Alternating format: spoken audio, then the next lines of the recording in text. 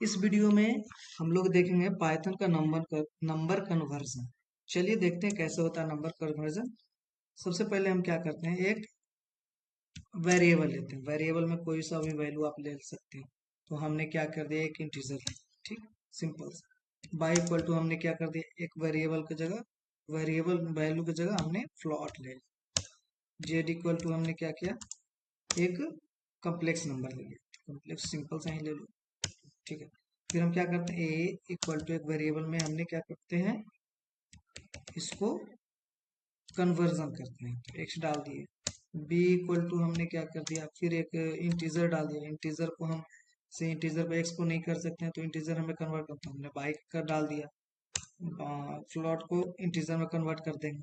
फिर सी equal to हम क्या करते हैं, कम्प्लेक्स है तो कम्प्लेक्स ही डाल देते हैं। कम्प्लेक्स यहाँ आ गया, कम्प्लेक्स आ गया। कम्प्लेक्स को क्या करते हैं, एक्स को डाल देते हैं जो है। और फिर हम क्या करते हैं, सबका आउटपुट चेक करते हैं। तो आउटपुट चेक करने के लिए हमें सबसे पहले प्रिंट ए, प्रिंट बी, प्रिंट सी करना पड़ेगा। ठीक है, तो हमने क्या कर दिया, सबको कर दिया, एक बी एंड सी।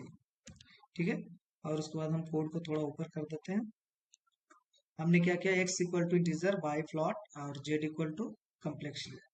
तो हमारा देखिए आउटपुट क्या आता है, जो हमने एक्स लिया तो वो फ्लॉट में कन्वर्ट हो गया, वाई है जो इंटीजर में कन्वर्ट हो गया, और जो जेड है वो कम्प्लेक्स में कन्वर्ट। ठीक है, अब इसका टाइप भी देख लेते हैं, टाइप में क्या कहता है। टाइप भी देखना जरूरी होता है। अगर टाइप नीचे के देखेंगे तो पता कैसे लगेगा कि एक्चुअली में हो क्या रहा है। ए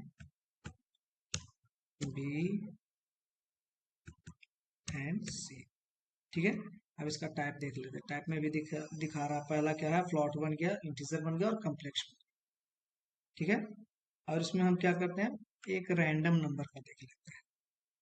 जो लास्ट है नंबर में, रैंडम नंबर का देख लेते हैं। रैंडम नंबर कैसे चलता है, तो हम इसके लिए क्या करते हैं, एक इंपोर्ट करते हैं, रैंडम इंपोर्ट। इंपोर्ट इंपोर्ट क्या करते हैं, रैंडम करते हैं। ठीक, और उसके बाद हम क्या करते हैं, प्रिंट करते हैं। प्रिंट क्या करेंगे, कुछ नहीं करना है आपको, रैंडम के साथ एक रैंड रेंज नाम का फंक्शन यूज होगा। उसके बाद हमें क्या करना है, कहाँ से कहाँ तक लिमिट लेना है। तो हम क्या करते हैं, हम 1 से 10 तक का लेते हैं। 1 से 10 तक का लेते हैं। तो 1 से 10 तक के लिए फिर हम क्या करते हैं, हमारा तो बन गया, तो हम इसको क्या करते हैं, आउटपुट चेक करते हैं। आउटपुट चेक करने के बाद हमारा आंसर क्या आएगा, 4 आ गया।